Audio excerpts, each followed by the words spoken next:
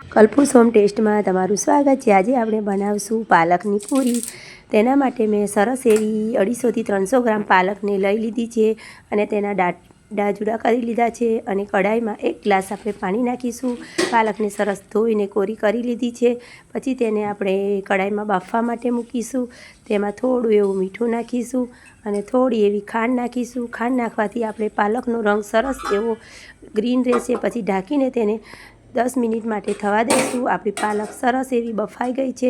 તેને આપણે ચાળણીમાં કાઢી લઈશું અને થોડી એવી ઠંડી થાય પછી તેને મિક્સરમાં પીસી લઈશું। બાળકો પાલક ન ખાતા હોય તો તેને ખવડાવવા માટેનો ઓપ્શન સરસ છે આ કે તેને પાલકની પૂરી બનાવીને તમે આપી શકો છો।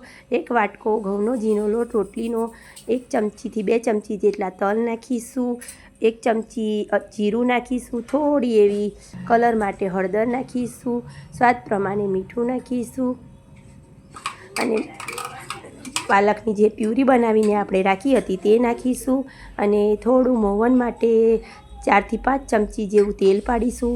પછી સરસ એવું બધું મિક્સ કરી લઈશું। આ લોટ બાંધવા માટે મારે જે પાલકની પ્યુરી હતી અને અડધી વાટકી જેટલું જે આપણે પાલકમાં મિક્સરમાં ગ્રાઇન્ડ કર્યું હતું તેનું પાણીનો ઉપયોગ કર્યો છે મેં। પછી સરસ એવો મીડિયમ થીક લોટ બાંધી લઈશું। આપણો લોટ સરસ એવો બંધાઈ જાય પછી ઉપરથી થોડું એવું તેલ લગાવીને તેને થોડી વાર માટે રેસ્ટ થવા દઈશું ઢાંકીને। ત્યાં સુધી આપણે બીજી તૈયારી કરી લઈશું।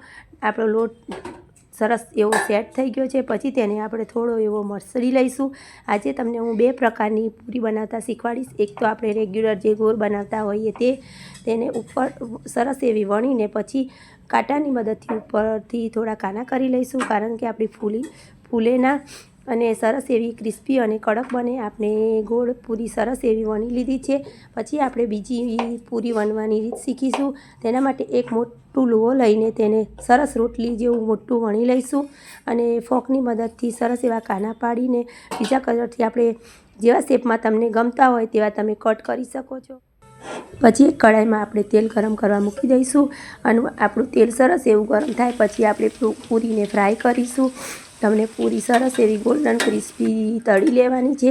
આપણી પૂરીનો અવાજ સાંભળીને તમને ખબર પડી જશે કે આપણી પૂરી કેવી સરસ ક્રિસ્પી અને ટેસ્ટી બની છે ને અવાજ સાંભળ્યો તમે। પૂરી આપણી સરસ એવી તળાઈ જાય પછી આપણે બીજી પૂરીને પણ ફ્રાય કરી લઈશું। આપણી પૂરી સરસ એવી તળાઈ ગઈ છે પછી આપણે તેને બીજી પૂરીને પણ ફ્રાય કરીશું। આ પૂરી આપણે જે ગોળ પૂરી બનાવીને રાખી હતી તેને પણ આપણે ફ્રાય કરી લઈશું। આપણી પૂરી સરસ એવી રેડી થઈ ગઈ છે ને દેખાવમાં સરસ ટેસ્ટી અને હેલ્ધી। તમને મારી આ રેસીપી ગમતી હોય તો મારી ચેનલને લાઈક કરો, સબસ્ક્રાઈબ કરો અને શેર કરો। તમારો ધન્યવાદ। જય માતાજી।